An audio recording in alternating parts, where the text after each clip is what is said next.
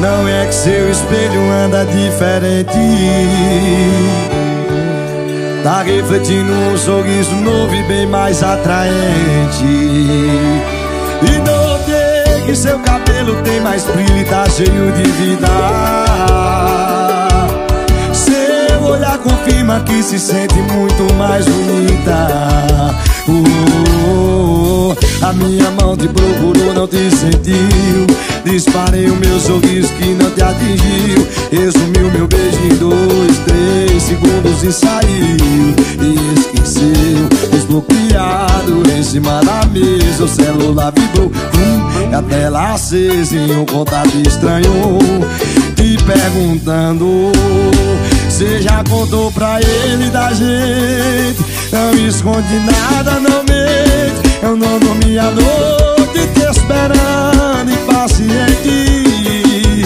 Cê já contou pra ele da gente? Não esconde nada, não mente. E esse digitando aí, tá demorando, tá me consumindo. Oi, aqui quem fala é quem tá sobrando. Ela ainda não falou comigo, mas calma, ela já tá indo.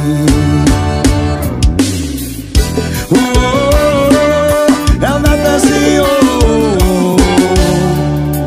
A minha mão te procurou, não te sentiu. Eu disparei o meu sorriso que não te atingiu. Resumi meu beijo em 2, 3 segundos e saiu. E esqueceu, desbloqueado em cima da mesa. O celular vibrou, a tela acesa e um contato estranho, te perguntando: cê já contou pra ele da gente?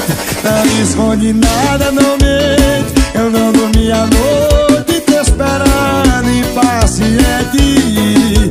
Cê já contou pra ele da gente? Não esconde nada, não mente. E este digitando aí, tá demorando, tá me consumindo. Oi, aqui quem fala é quem tá sobrando. Ela ainda não falou comigo, mas calma, ela já